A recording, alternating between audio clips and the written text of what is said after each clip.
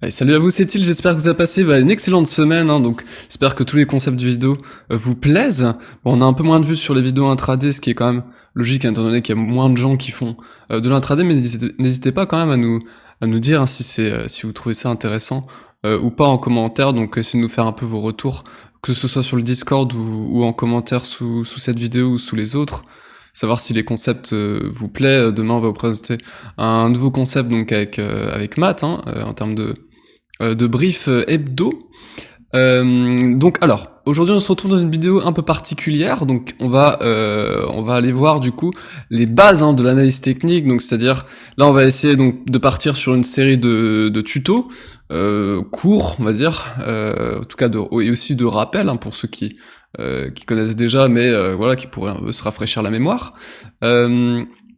Au niveau du coup de toutes les bases de l'analyse technique, donc on va parler de beaucoup de choses qui sont entre guillemets quasiment indispensables, dont du coup forcément la lecture du prix. Donc nous et puis beaucoup de traders utilisent les bougies japonaises en tout cas pour lire le prix, et effectivement elles donnent c'est parce qu'en fait elles donnent vraiment énormément d'informations. Il y a vraiment beaucoup de patterns qui sont très intéressants à aller checker au niveau des bougies japonaises, et du coup oui, elles sont vraiment, voilà, c'est quand même quelque chose de finalement assez complexe que finalement pas grand monde connaît. J'ai eu l'occasion d'en parler avec quelqu'un qui s'y connaît vraiment très bien aussi là-dedans. Je pense à Margin Call qui lui voilà, utilise quasiment que ça et un indicateur, quoi. Mais voilà, on peut quasiment faire du trading qu'avec finalement des candles, parce que le nombre d'informations que donnent des candles est vraiment très impressionnant. En tout cas, si on s'y penche vraiment, il y a vraiment énormément de cas de bougies et de patterns qui sont exploitables finalement dans les marchés. Donc voilà, on va essayer. Donc on pourra pas tout voir aujourd'hui forcément, parce qu'il y a beaucoup de patterns, de variantes, mais on va essayer franchement de faire les plus gros. Donc on va essayer de faire les plus gros points ici. On va parler des doji, des étoiles filantes, des étoiles du soir, les avalements, les aramis, etc. On va essayer de voir un peu les grosses bases, et forcément après, voilà, je vous invite vous-même à aller vous renseigner, essayer d'aller voir toutes les variantes possibles, toutes les variantes de confirmation aussi possibles, voilà, pour soit votre culture personnelle, soit parce que vous êtes curieux, soit parce que vous voulez les utiliser dans votre trading, parce que c'est vrai que ça donne de très bonnes informations. Je vous rappelle simplement avant de commencer que s'il y a un lexique de trading qui est disponible du coup pour vous, donc s'il y a quelques éléments de langage qui ne sont pas compris, on va dire, dans cette vidéo, n'hésitez pas à aller checker là-dedans si c'est pas déjà mis. Allez, donc on commence. On va commencer directement par la base. Donc là j'ai un peu tout noté, donc là il y a plusieurs graphiques où j'ai noté déjà pas mal de choses pour pas devoir aller chercher et pas perdre de temps, on va dire, pour essayer de faire quelque chose d'assez clair. Donc on commence directement par la base, on va dire, la base de la candle. Donc la candle, simplement déjà, voilà, ça je pense que vous le savez. On va prendre cet exemple là, par exemple. Donc la candle c'est vraiment plutôt simple. On a donc ici on est sur une bougie bleue, donc une bougie haussière. Du coup, le prix d'ouverture s'est fait ici, au niveau de l'ouverture du corps de la bougie qui se retrouve ici, donc l'ouverture est ici, la clôture est ici, le haut de la session, en tout cas là, hebdomadaire, se retrouve tout là-haut, et le bas se retrouve du coup tout en bas. Bon, jusqu'ici, je pense que tout va bien. On peut voir juste à côté d'ailleurs, donc ça nous permettra de voir le deuxième cas de candle, qui est du coup le doji. Ici, on a vraiment le micro-corps. Donc micro-corps, c'est doji, quasiment corps, on va dire inexistant. Ici vous voyez à quel point je zoome pour pouvoir voir une partie du corps. Donc ici on est clairement sur ce qu'on peut appeler un doji, du coup avec aussi une petite mèche en haut, une mèche un tout petit peu plus grosse en bas. Mais en tout cas voilà, quand on n'a pas de corps, c'est-à-dire que quand sur une session hebdomadaire on a ouvert la session, on est parti en bas, on est parti en haut, etc. et qu'on a fermé la session quasiment au niveau de l'ouverture, on se retrouve ici dans un cas de doji. Alors, il y a beaucoup de patterns qui finalement pourraient porter 2, voire des fois 3 noms.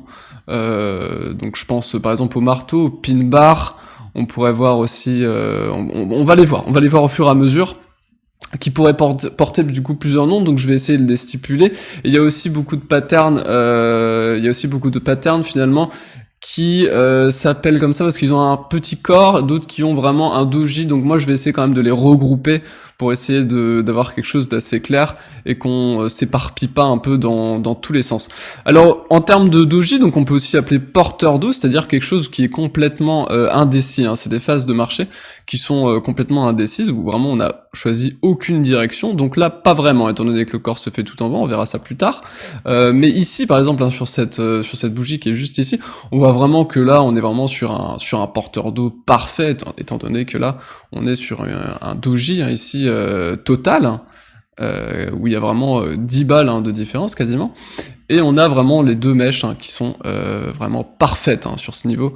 On a vraiment la mèche en haut qui est vraiment quasiment égale à la mèche en bas. On a quasiment la même chose aussi ici, hein. Donc ça c'est vraiment des bougies qu'on ne peut pas vraiment utiliser, hein, étant donné qu'elles sont que c'est simplement des bougies d'indécision totale qui ne donnent pas vraiment d'informations, mis à part que ça consolide, hein, simplement. Voilà, donc c'est aussi intéressant de voir qu'il y a des bougies finalement qui ne donnent aucune information, hein. Il n'y a pas que des bougies qui donnent des informations pertinentes, en tout cas à trader. Et après c'est plutôt dans les patterns, hein, qu'on verra ça. Ok, donc on commence avec une des bougies que j'affectionne le plus, qui est du coup l'avalement. L'avalement aussi, ou l'avalement baissier, qui du coup est composé simplement du coup de deux bougies, donc on va aller en voir un, hein, simplement. Par exemple, alors on a plusieurs types d'avalement. On a un avalement en tendance, donc ici, hop, rapprocher un tout petit peu. On a un avalement en tendance, ici, c'est-à-dire que on est dans une tendance de fond qui est plutôt haussière, et ici on a une petite bougie de retournement qu'on verra après, quasi pendue, hein, ici, qui du coup ici donc provoque une semaine baissière ici, et on vient du coup sur la semaine suivante ravaler, hein, tout le corps et le haut de la bougie précédente, qui est vraiment ultra intéressant. Donc c'est pas grave si on mange pas les mèches, hein, dans un avalement. Ceci dit, c'est encore mieux forcément si on avale les hauts. Effectivement, là on a avalé en plus les hauts, étant donné qu'on n'a pas de mèche, hein, au-dessus de cette bougie. Donc ici on est sur un avalement haussier au sein d'une tendance. C'est souvent quelque chose qui est relativement fort. Ce que je trouve ici, c'est que finalement ce genre de pattern, donc là vraiment la situation telle quelle est vraiment similaire, je trouve, en termes de structure, en termes de psychologie, à la méthode de la troisième hausse, donc haussière ou baissière, qu'on verra plus tard. Ceci dit, c'est pas exactement la même pattern, mais je trouve que finalement ça se rapproche énormément à la structure. Vous voyez ici, on vient rattraper les sommets, ici on vient quasiment avaler, hein, dans la session les hauts qui se retrouvent ici. On se retrouve quasiment dans ce type de pattern. Ceci dit, ici ça ne respecte pas, hein, cette pattern, mais je trouve qu'en tout cas c'est vraiment quasi similaire. Donc je vais essayer de faire des rapprochements aussi au fur et à mesure entre les patterns pour donner un peu plus de sens en tout cas au pattern.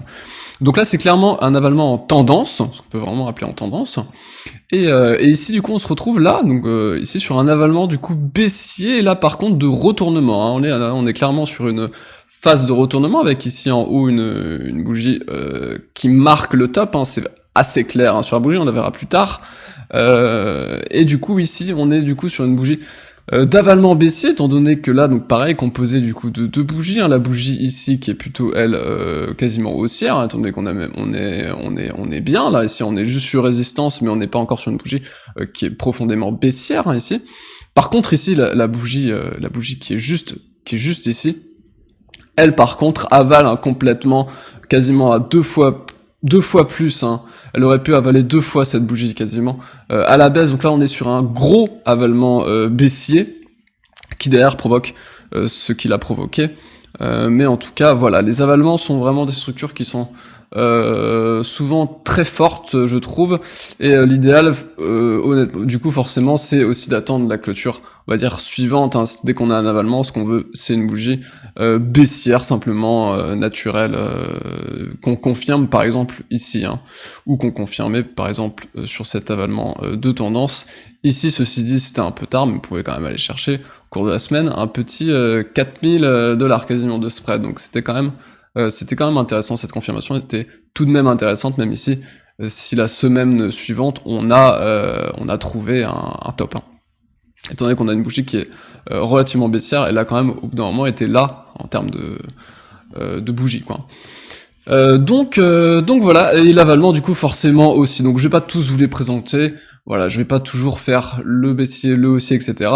Vous aurez compris au bout d'un moment que c'est simplement du coup l'inverse. Hein. Donc si on trouve un sommet et qu'on avale à la baisse, ici hein, dans ce cas-là, on trouve un bottom, on avale à la hausse hein, ici toute la bougie précédente. Donc là effectivement on a un bel avalement aussi qui se fait dans une localisation qui était très intéressante étant donné que c'était en plus la moyenne 200 semaines hein, ici, hein, qui était vraiment pile poil en support, donc voilà, il y a aussi ça. Hein.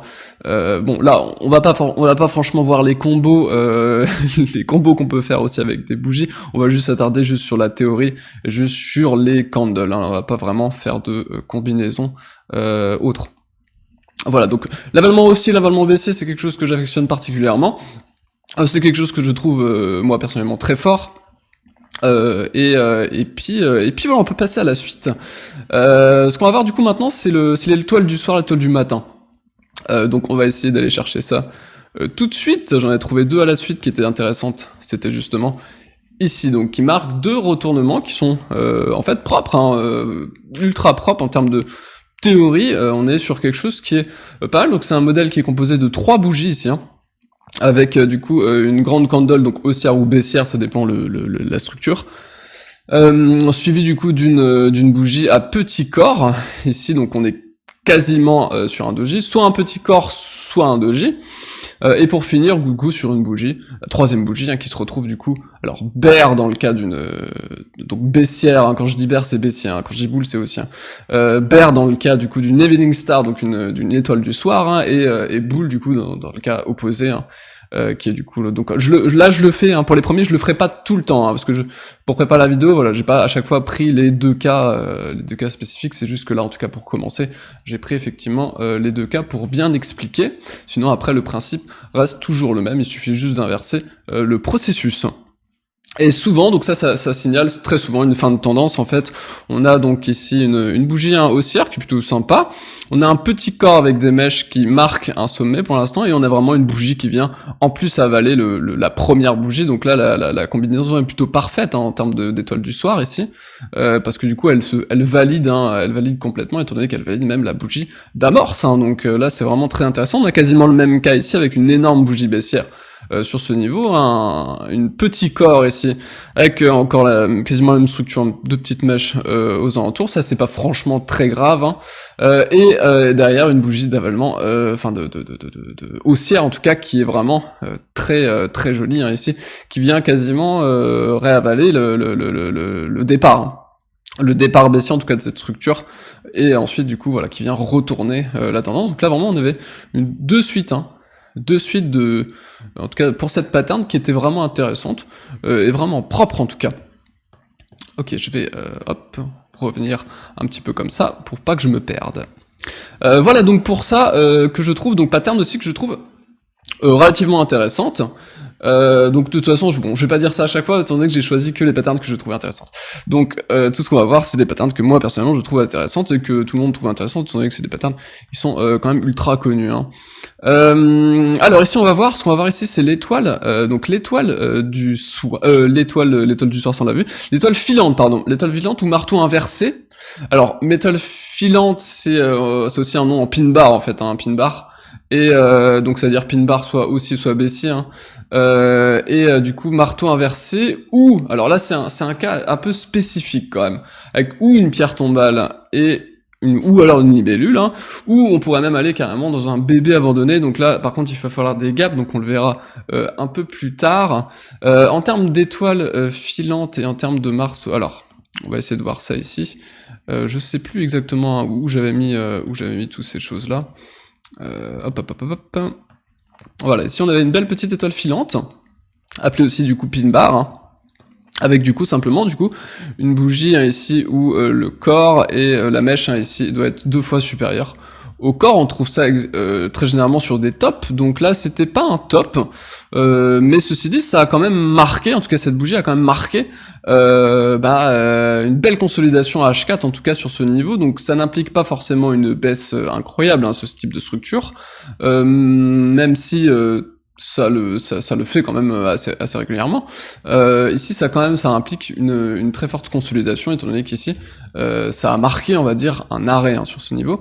On a aussi du coup l'autre, hein, là, le marteau, hein, qu'on peut voir ici, qui serait quasiment son opposé, avec du coup ici, pareil, le corps, hein, qui doit être 2 fois inférieur à la mèche, donc la mèche 2 fois plus supérieure en tout cas à la taille du corps, qui est du coup confirmée derrière, étant donné qu'on avale à la hausse hein, cette bougie. Aussi attendre des confirmations, c'est intéressant. Là par exemple dans ce cas-là, vous voyez qu'on n'avait pas de confirmation finalement sur cette étoile filante, étant donné qu'on a ouvert une bougie quasi neutre, voire un peu haussière, et là encore un peu haussière sur celle-là. Donc le pattern n'était pas folle hein, ici, mais en tout cas en l'état, hein, cette bougie était bien une étoile filante. Donc voilà à peu près pour ça. On va voir aussi du coup la même chose, mais avec des dojis cette fois-ci. Donc les dojis, rappelez-vous, c'est ce qu'on a vu au tout début, donc là où on a vraiment pas de corps, hein. La session ouvre, va dans une direction haussière ou baissière et referme, donc clôture vraiment quasiment hein, sur le même niveau, voire le même niveau de prix, donc, ce qui est pas possible, on peut pas vraiment clôturer au prix identique, hein, mais c'est vraiment très proche, hein, ce qui nous donne du coup visuellement une pierre tombale ou une libellule qu'on va essayer d'aller voir ici, qui sont vraiment très intéressantes hein, ici, parce que marque des retournements vraiment majeurs. Ici on a la pierre tombale, ici que je suis en train de vous indiquer. Donc ici en fait finalement, si ce que vous voyez, c'est c'est quasiment une structure d'étoile filante, ceci dit, c'est une étoile filante avec pas de corps. Donc vraiment quasiment rien, on est ici sur un doji, hein, ici sur ce niveau-là, vous le voyez, je pense plutôt bien, j'ai quand même zoomé. Plutôt bien ici, vous voyez que le corps, voilà, il y a 100 balles, hein, sur une candle hebdomadaire, c'est vraiment que dalle, hein, étant donné qu'en plus on est allé voir en amplitude, on a à peu près parcouru 4000 $, hein, sur cette session, donc 100 balles, c'est vraiment rien du tout, donc on est clairement dans le cas ici d'un doji, hein, et du coup on peut appeler ça effectivement une pierre tombale, qui du coup a marqué clairement l'arrêt, hein, l'arrêt de toute cette phase de hausse, hein, étant donné qu'en plus la longueur de la mèche est vraiment hallucinante, hein, donc voilà, ici, si on avait vraiment un très beau schéma de pierre tombale, finalement, et on a aussi du coup son opposé, donc la libellule, qui pourrait aussi, en fait, finalement, on va essayer de faire toujours les parallèles, hein, être finalement une sorte de marteau, en fait, hein, c'est quasiment un marteau, sauf que du coup, donc la structure est la même, en fait, psychologiquement, c'est la même chose, les vendeurs ont essayé de pousser le prix en bas pendant la session, les acheteurs ont fait remonter ça jusqu'à la clôture, et finalement on close sur une semaine qui est vraiment pas folle hein, pour les vendeurs, et du coup finalement on a la même chose, sauf que là c'est encore poussé un peu plus loin, étant donné que là on vient vraiment clôturer en doji hein, ici sur cette bougie. Je vais essayer de l'agrandir un petit peu. Donc là on est clairement dans une libellule hein, ici, avec une énorme mèche basse, avec vraiment un microcorps qui pareil parcourt 100 balles, hein. Donc pareil hein, sur ces types là, on a parcouru en amplitude pareil hein, quasiment 3000 $, donc clairement avoir une bougie qui close à 100 balles hein, quasiment du cours, c'est rien du tout. On est clairement sur un doji qui derrière du coup provoque instantanément derrière une hausse quand même relativement forte, étant donné qu'on passe de 8000 à quasiment 12 000, hein, on vient reparcourir 4000 $ dans les 3 semaines suivantes, hein, donc c'est quand même, voilà, l'information qui était donnée ici était quand même relativement pertinente. Il faut essayer de détecter ces genres de trucs, parce que ça franchement c'est juste ultra fort, hein, donc très souvent en tout cas ce type de bougie, il faut vraiment essayer de les repérer, hein, parce que c'est vraiment des bougies qui sont très souvent dévastatrices, hein.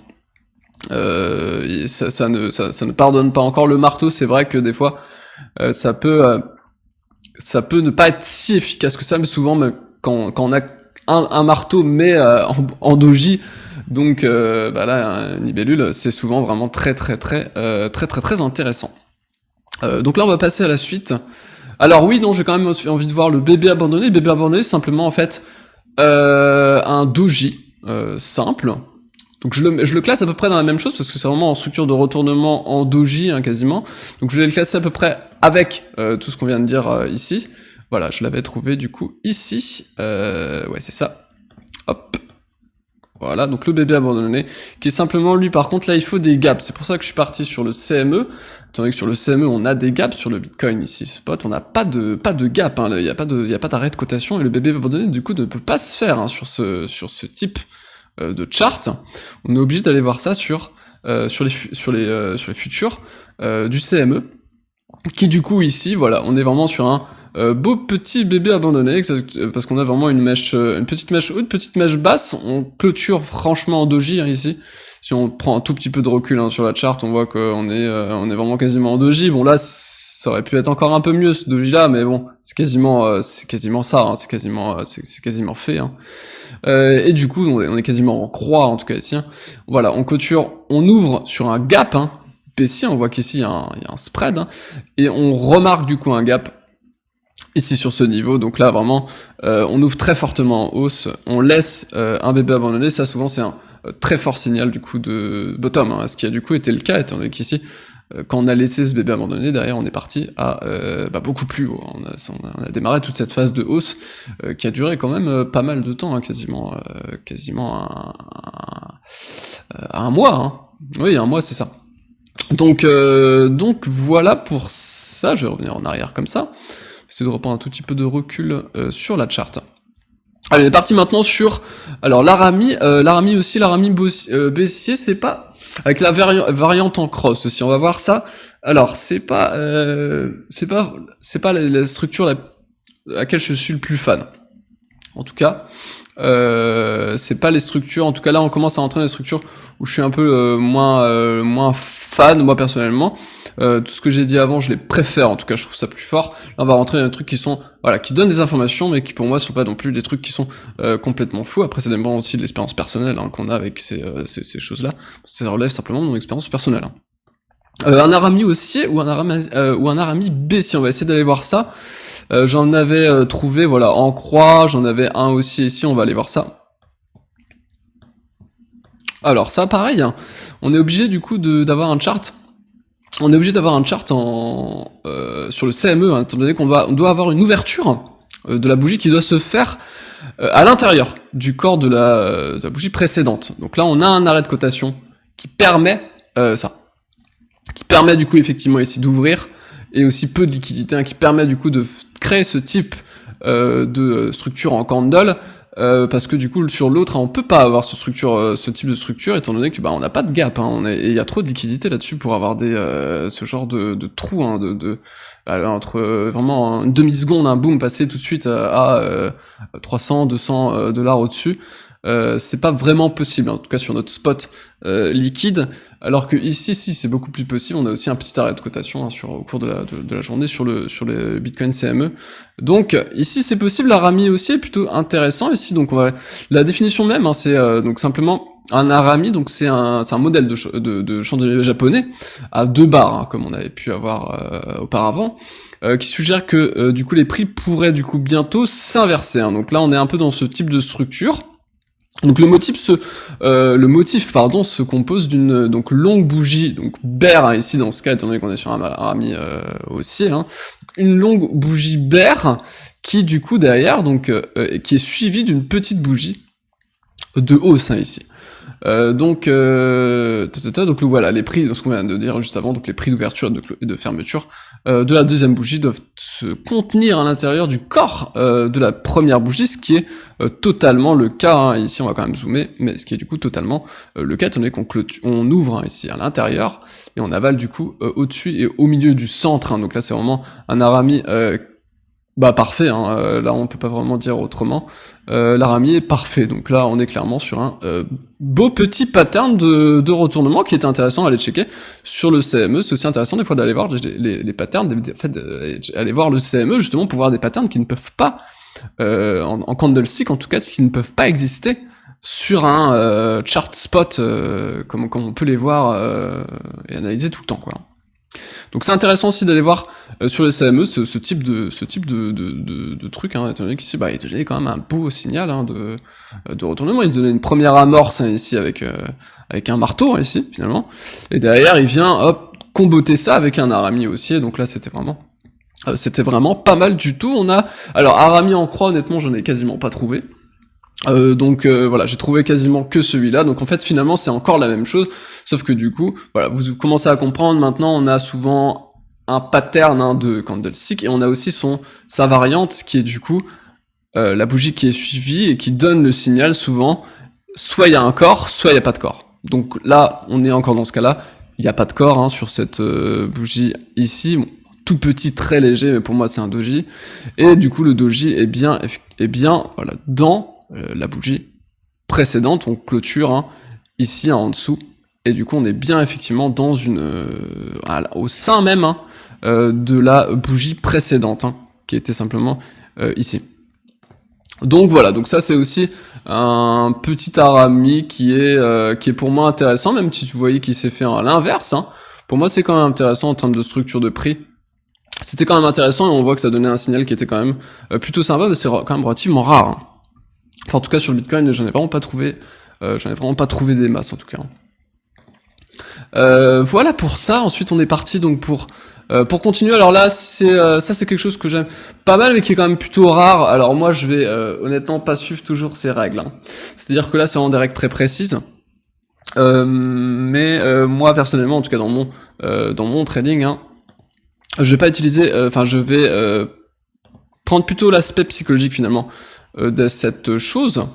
Et d'ailleurs, on va voir un schéma qui est pas parfait, parce que finalement, c'est extrêmement dur d'avoir cette pattern parfaite. C'est vraiment. Donc en fait, c'est simplement une bougie, voilà, de hausse, très forte hausse, très forte hausse, enfin forte hausse en tout cas, avec du coup 3 bougies à l'idéal, 3 bougies de baisse. Donc là, on a une première bougie de baisse, en tout cas un premier signal. On est quasiment sur un pendu ici, on va le voir après.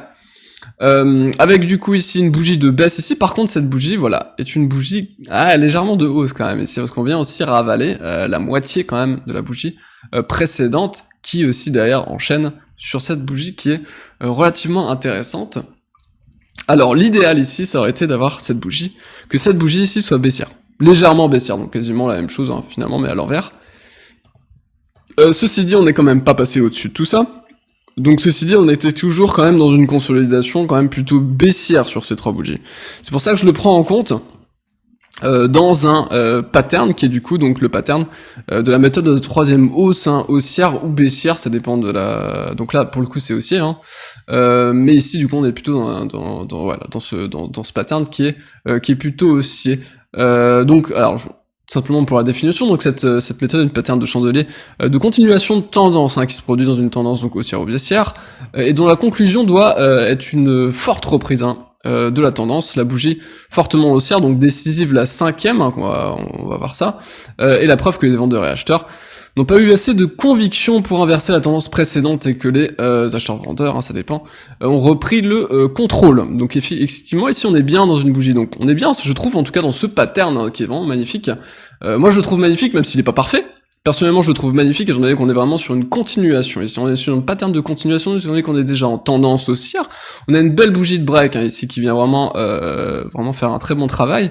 On a derrière 3 bougies de consolidation baissières qui sont plutôt orientées à la baisse. En tout cas on reste vraiment dans un canal baissier, c'est plutôt ça en termes de psychologie ce que je retiens, au lieu d'avoir vraiment 3 bougies baissières. Moi personnellement je veux un canal quasiment, ou alors un petit triangle de conso, ou un canal baissier En termes de corps ici on est plutôt dans un canal baissier, en termes de haut et de bas on est plutôt dans un triangle, mais voilà, ce que je retiens c'est plutôt cette conso plutôt à la baisse, qui vient du coup derrière sur la 5e bougie, donc 1, 2, 3, 4, 5, sur la 5e bougie, avaler du coup le haut de la première bougie sur cette pattern. C'est pour ça que je la trouve magnifique, étant donné que derrière, bon en plus ici dans ce cas-là, elle nous crée du coup une continuation qui est absolument extraordinaire, mais voilà. Donc là ici clairement, ce pattern je l'aime beaucoup. Moi je vais souvent jouer des variantes de ça. Je vais pas des fois avoir les 3, je vais des fois en avoir même 4, 5, je vais des fois en avoir moins, tout va dépendre finalement de la pattern. Personnellement je sais que j'utilise beaucoup ce type de pattern pour confirmer en tout cas mes trades, en tout cas quand je prends des trades sur retrace. Finalement je pense que même beaucoup de gens utilisent cette pattern, mais le savent même pas finalement, parce qu'elle est vraiment extrêmement forte, elle est vraiment extrêmement forte, en tout cas pour de la continuation. C'est vraiment des patterns qui sont très solides, et moi ce que je remarque surtout, voilà, c'est pas forcément de lire et respecter les règles à 100%, c'est plutôt aussi de comprendre un peu la psychologie qui est à travers ça. Je trouve que là, on est clairement dans ce type de structure, même si voilà, ça respecte pas forcément la lettre, hein, la théorie, hein, en tout cas. Alors on va voir un autre pattern que j'aime bien, donc la couverture en nuage noir, ou l'autre, la variante qui est en pattern de perçage, qui est vachement sympa, donc on va... je sais plus où je l'ai mis exactement, celui-là, je pense pas que c'était là. Alors, on va checker ça.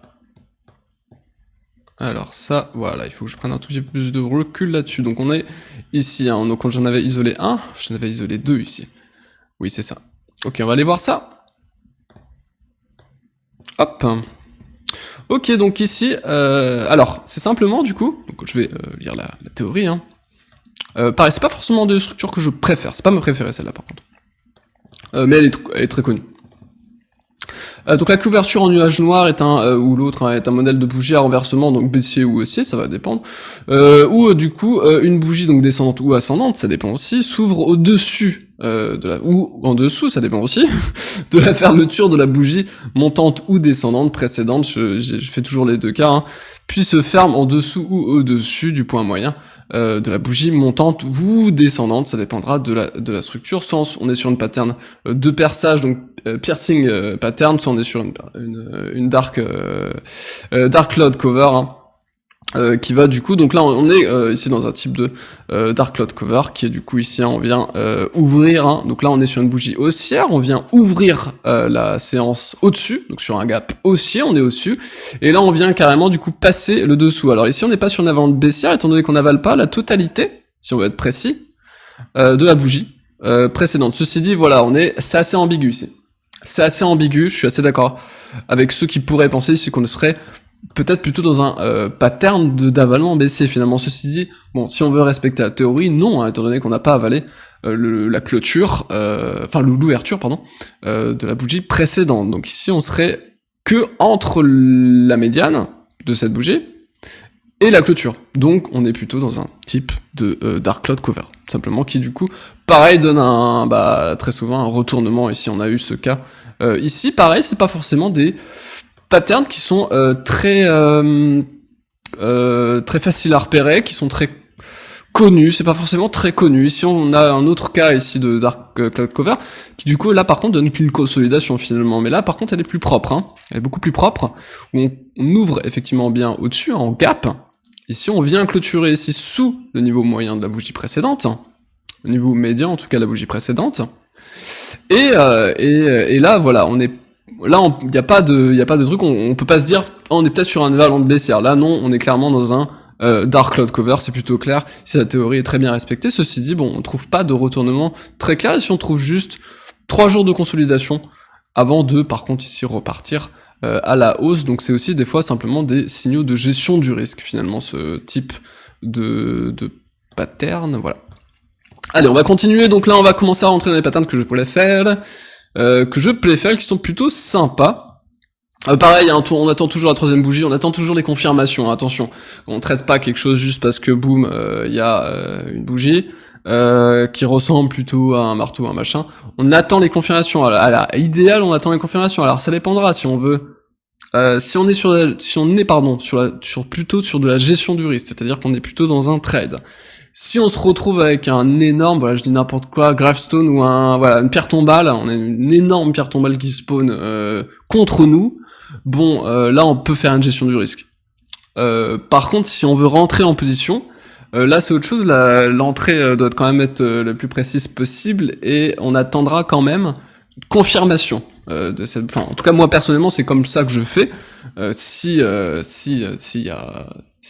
je vois apparaître une bougie extrêmement baissière en théorie en face, j'attends pas forcément la confirmation pour prendre des profits. Alors que par exemple, si je veux plutôt rentrer en position, je vais plutôt moi attendre cette confirmation. Alors moi, je n'utilise pas pour entrer en position, j'utilise pas ce type de candle, même si j'utilise en addition, on va dire, au scénario. Pour ceux qui utilisent que les candles pour rentrer en position, et ben il faut quand même attendre une confirmation à chaque fois. On attend toujours la confirmation, on attend toujours la bougie suivante, hein. Il faut qu'elle vienne confirmer la structure en fait, hein. Sinon c'est peut-être juste rien, c'était peut-être juste une idée comme ça qu'on a eu une représentation de notre cerveau. Alors, on est parti maintenant pour alors on en a déjà parlé un tout petit peu, le marteau et le pendu, qui sont vraiment aussi des structures qui sont vraiment, enfin des candlesticks qui sont vraiment très très connus et et toujours très fortes finalement. On a très souvent ça sur des tops, donc là c'est pareil, le schéma est pas forcément parfait, mais voilà, de toute façon les graphiques ne vont jamais être parfaits, hein. Si vous vous attendez à ce que la théorie que vous voyez dans les livres en candlestick soit respectée à chaque fois, bah vous allez prendre à peu près 3 à 4 trades dans l'année, quoi. Parce que bah finalement les marchés sont pas aussi précis que dans les livres, hein. Les livres c'est vraiment la pure théorie. Là non, là on est vraiment sur là on est dans la pratique, là on est sur un graphique réel, hein. Ici on n'est pas dans un délire théorique, on est là on est dans le vrai, enfin on est dans le concret ici. Ça c'est le concret, hein. Ça, c'est pas les livres, hein. Alors, donc ici, on est sur un pendu. On est sur un double pendu, ça que j'aime bien, qui se marque vraiment à chaque fois sur des tops, hein. Ils sont très intéressants. Bon, à l'idéal, on aurait voulu l'avoir un ici, hein, qui marque vraiment le top, hein, ici ou ici. Mais finalement, c'est pas du tout important, étant donné que on essaye de consolider sur des tops. Et là, vraiment, voilà, on a vraiment des vendeurs qui viennent arracher le bas. Une première fois, ici, une première fois. Deuxième fois ici, derrière, on décroche littéralement, ici on décroche aussi. Littéralement, ces structures-là sont vraiment très intéressantes. Moi, personnellement, quand je vois ça, je fais une gestion du risque instantanée. Donc là, par exemple, si je suis en longue ici, je vois ça, je suis très content d'avoir un pendu, parce que je vais pouvoir, moi, revendre sur des prix qui sont très intéressants. Le pendu, c'est ça qui est bien aussi, c'est qu'il va nous donner des prix, il va nous donner une première alerte, qui est que, aïe, ça va faire mal. Mais ce qui est vraiment très bien, c'est que nous, derrière, on peut TP sur ce niveau-là. Parce que du coup, là, voilà, il remonte vraiment suffisamment haut pour qu'on conserve une belle partie de la tendance. On peut TP ici, hein, c'est vraiment extrêmement important finalement de TP là. Surtout dans ce type de bougie, hein, qui est vraiment très forte, hein. Très très forte, hein, ici. Voilà, sur ce type de pendu, simplement, voilà, le corps, hein, doit être 2 fois inférieur à la taille de la mèche basse, en tout cas, ce qui est ici. À l'idéal, pas trop de mèches en haut, mais bon, ça c'est vraiment pas très grave. Il faut juste pas que la mèche en haut soit fasse la même taille que ou peut-être un peu plus de la moitié que la bougie basse, quoi, hein. Après c'est vraiment purement visuel, on va pas être là à millimétrer. Alors attends, je vais prendre un compas et je vais aller regarder à combien de degrés on est. Non, c'est vraiment voilà, faut que ce soit visuel quand même, hein. Ici clairement visuellement, on est vraiment sur deux pendus qui sont plutôt sympathiques. Enfin, qui était plutôt sympathique. Et en termes de gestion du risque, hein, ici, il fallait faire... ça pouvait en tout cas procurer des signaux de gestion du risque qui étaient tout à fait intéressantes, pardon. Sur ce niveau, le marteau, on avait déjà parlé, hein. On avait un petit marteau qui était ici, sur un bottom, hein. Là on trouvera plutôt à l'inverse, hein, sur des bottoms. On en a aussi un ici, hein, que j'avais pas forcément vu juste avant, que je viens de voir simplement. On en a un ici, donc très souvent sur des bottoms, on en a, pardon, alors là je sais pas ce qu'il a fait... Ah voilà, très souvent sur des bottoms, on va en retrouver, je suis là, on peut encore chercher un peu, mais on en a beaucoup, hein, ici, hein, ici on en a encore un, enfin on en a partout en fait, hein. Enfin on en a pas partout, mais on en a vraiment ici, là on aurait quasiment un là, qui provoque du coup derrière une très forte hausse. Voilà, donc vraiment, les marteaux c'est vraiment très intéressant, les pendus sont très intéressants, étoile filante, pin bar c'est très intéressant aussi. Enfin les pierres tombales, etc., bébé abandonné, tout ça c'est vraiment des trucs, en tout cas de retournement qui sont vraiment extrêmement forts, qu'il faut connaître absolument. De toute façon ils se ressemblent quasiment tous, hein, c'est juste les noms qui vont changer, et on va pouvoir un peu étaler notre culture en disant ah là je sais exactement que c'est un marteau, ah là je sais exactement, mais finalement bon je pense que quand vous avez à peu près compris, en fait c'est pas grave, hein, de pas connaître les noms à l'identique, hein, il faut juste repérer la structure, hein. C'est plutôt ça qui est intéressant en tout cas. Enfin, en tout cas, moi personnellement, ce que je trouve. Ok, on va finir ça. On en a vu pas mal finalement, je pense en tout cas. On va finir ça sur du coup les 3 soldats blancs et les 3 soldats noirs. Simplement du coup une figure qui est matérialisée par la présence du coup de 3 longs, assez grands chandeliers, donc soit baissés soit haussiers. Ça va dépendre si on va être dans une structure blanche ou noire. qui clôturent consécutivement à des prix supérieurs, sans trop faire de mèches basses. Voilà, il faut que les ombres soient vraiment, la taille des ombres soit vraiment très faible et que les tailles de bougies soient à peu près similaires. J'en ai repéré un, voilà, qui correspondrait à peu près à ce schéma. Hein, pareil, hein, on n'est pas, là on est dans le concret, on est dans le vrai, donc forcément, si on prend un compas et qu'on essaie de voir si cette bougie est exactement pareille que cette bougie, bah non. Hein, mais globalement, ça respecte sa structure étant donné qu'on a des toutes petites mèches qui sont. On va essayer de zoomer un peu. On a, voilà, donc des toutes petites mèches basses, hein, ici, toutes petites mèches hautes aussi ici, qui sont vraiment, par rapport au corps, hein, rien. Et en termes d'amplitude, voilà, si on compare à peu près à toute la vague, hein, ici, on est vraiment dans, ouais, 3 bougies qui sont vraiment, voilà, quasi similaires, hein.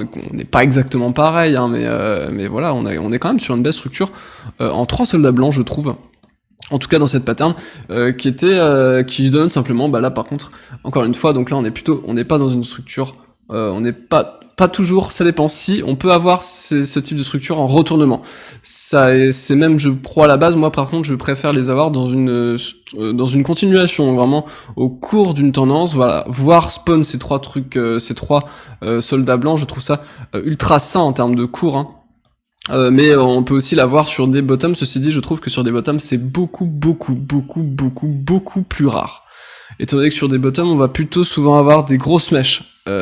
Sur les 3-4 bougies de bottom, on va très souvent aller chercher des stops. Surtout sur la crypto, on laisse pas les gens honnêtement aller chercher des longues facilement, ou des shorts facilement. On vient souvent mécher beaucoup, ce qui trafique beaucoup finalement les cours. Et c'est très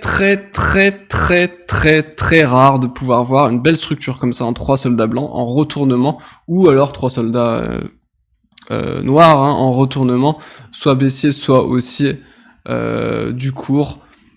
Quasiment ici, quasiment. Ce que j'aime pas ici, c'est qu'on est quand même quasiment ici sur un doji micro-corps, et en termes de beauté, hein, on n'est pas. Voilà, cette bougie est quand même un peu choquante par rapport à celle-là, qui est quand même franchement plus grosse, mais voilà, pourquoi pas. À la limite, là, pourquoi pas. Peut-être une pattern de retournement que j'ai pas noté. Voilà à peu près pour cette théorie. De toute façon, même en tendance, hein, ici on peut en voir des vraiment très sympathiques en sortie de conso, hein, ici hop, on vient ravaler, et là boum, on tape des micro-mèches sur des faces paraboliques. C'est-à-dire que la tendance est extrêmement forte, et là, pour moi, on est aussi dans une pattern de 3 soldats. Hop, ici. Par contre, là, ce serait plutôt une pattern de reprise, hein. On va en voir beaucoup, en tout cas, si on est en tendance haussière. Donc là, toute cette phase de tendance haussière était vraiment sympa. Là, on voit qu'on a des suites, hein, quasiment, hein. Là, on a vraiment une suite ultra intéressante, hein. Là, par contre, voilà. Là, on est quasiment comme dans les livres. Voilà, donc, pour ceux qui recherchent le livre, hein, dans les cours, ce qui est le cas, voilà, bah, comme je l'ai dit, à peu près 2 fois par an, bah là, vous pourrez peut-être prendre ce trade, étant donné que là, ouais, bah là, c'est parfait, hein. C'est parfait, j'ai pas un compas, mais à l'œil, c'est parfait, hein. On est vraiment sur 3 bougies qui sont vraiment, dont le corps est vraiment identique. On se croirait sur du Renko, ici, avec vraiment, là, peut-être à la limite ça qui tronque un peu, cette bougie là, mais encore on passe même pas le niveau médian, donc à la limite c'est juste parfait, quoi.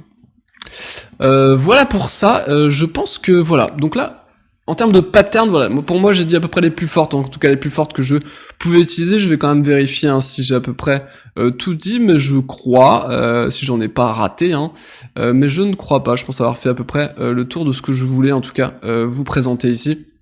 Voilà, donc tous ces patterns sont vraiment ces patterns sont vraiment très intéressantes, elles sont vraiment très intéressantes à exploiter. Et du coup, voilà, je pense qu'on va juste voir l'autre que j'aime bien, donc par contre que là j'ai plutôt utilisé dans du trading qui va être plutôt court terme, qui va être du coup l'Eikenashi, c'est un dérivé de la candle finalement, qui est pour moi très intéressant, en tout cas à court terme. Parce qu'en fait ça lisse énormément le prix, en fait la la bougie qui est en cours, hein, prend en compte la bougie de la veille. En fait, il prend la séance de la veille en compte. Donc, dans la théorie, hein, la clôture Ekenashi, donc la clôture qui va se situer par exemple ici, hein, ça va être simplement du coup donc l'ouverture de la session du jour plus le haut de la session du jour plus le bas de la session du jour plus la clôture de la session du jour, dit tout ça divisé par 4. L'ouverture de l'Ekenashi, ça va être donc l'Ekenashi ouverture donc de la session d'hier, l'Ekenashi clôture de la session d'hier, tout ça divisé par 2. Le haut de l'Ekenashi, donc ça va être la valeur haute, là par contre on n'a pas vraiment de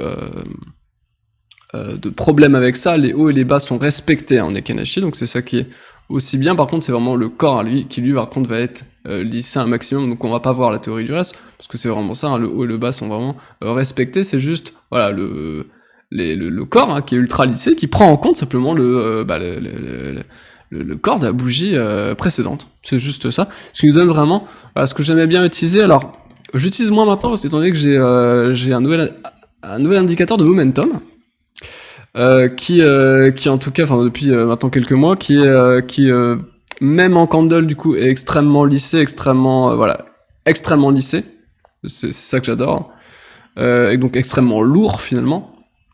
Alors que du coup j'utilisais beaucoup, en tout cas avant Ekenashi, pour justement lisser un RSI par exemple, parce que du coup si vous êtes sur un RSI ici en dessous, que vous allez utiliser, donc au lieu d'afficher des candles, vous allez utiliser des Ekenashi, vous allez voir que votre RSI va être beaucoup plus pertinent, étant donné qu'il va être lissé. Et il vous donne vraiment des signaux qui sont, je trouve moi personnellement, beaucoup plus forts que juste un RSI qui suivrait les cours de clôture normaux, quoi, avec vraiment un RSI qui bouge un peu dans tous les sens. J'aime pas quand c'est trop volatile, j'aime pas quand les momentum sont trop volatiles, ça donne trop de signaux, ça donne trop aussi forcément de faux signaux qui sont vraiment pas du tout intéressants à exploiter, donc voilà, c'est juste ça. Et là par contre on n'a pas, voilà, un Ekenashi on s'embête pas trop. Voilà, donc il y a quelques règles quand même, mais voilà, on n'est pas dans un truc aussi complexe hein, finalement que la candle, parce que là finalement on est voilà, moi j'utilise beaucoup pour lisser le cours à court terme, parce que à court terme c'est rempli de bruit et on voit beaucoup trop de choses qui sont mauvaises, hein. Toutes les patterns de candlestick etc en 1 minute ou en seconde sont vraiment archi dégueulasses, donc voilà, forcément hein, plus on réduit l'unité de temps, plus c'est chaotique, donc c'est tout à fait logique. Et ici du coup voilà, on est sur une bougie voilà, donc simplement donc une bougie verte ou bleue pour moi indique une tendance haussière, hein, et une bougie rouge indique une tendance baissière, donc c'est relativement simple. Une bougie bleue donc sans ombre basse indique une forte tendance haussière, ce qu'on peut voir du coup ici hein, au cours d'une forte tendance. On n'a pas de mèche hein, ici sur ces niveaux là, il prend vraiment le bas hein. Une bougie rouge du coup sans ombre haute, donc ça c'est une forte tendance baissière, donc forcément hein. Et une bougie avec un corps très étroit et des ombres importantes de chaque côté, du coup suggère plutôt un retournement de tendance à suivre, ce qui a été effectivement le cas.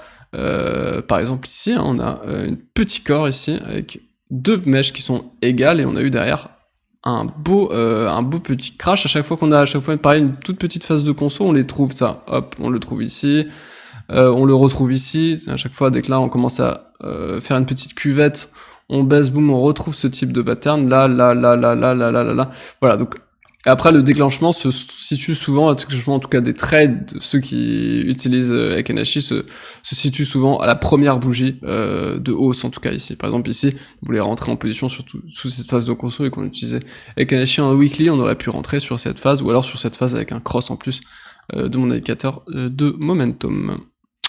Voilà à peu près pour ça, donc voilà, donc là c'est vraiment l'Ekenashi beaucoup plus simple à utiliser en tout cas que la candle, donc les patterns, hein, on va avoir beaucoup moins de patterns de prix, mais voilà, je vais quand même en parler rapidement, et on refera peut-être des vidéos, je pense, sur Renko, etc. On verra d'autres choses. Je vous laisse. J'espère que ça vous a plu, donc n'hésitez pas à le mettre en commentaire, hein. N'hésitez pas à aller pareil sur notre Discord hein, pour nous faire votre retour sur cette vidéo. Si ça vous a plu, on vous mettra quelques docs, je pense, dans les documentations concernant les bougies japonaises, étant donné qu'on vient d'aborder le sujet. N'hésitez pas à retrouver du coup le lexique hein, si vous avez eu quelques soucis pour comprendre certains éléments de langage qui ont pu être utilisés dans cette vidéo. Qui est disponible donc dans la description, et bien évidemment sur le Discord il y a aussi un PDF qui a été sur la construction d'une stratégie de trading, on va dire au sens large, dans la documentation aussi du Discord. Je vous laisse passer une agréable soirée. On se retrouve demain avec Matt. À plus.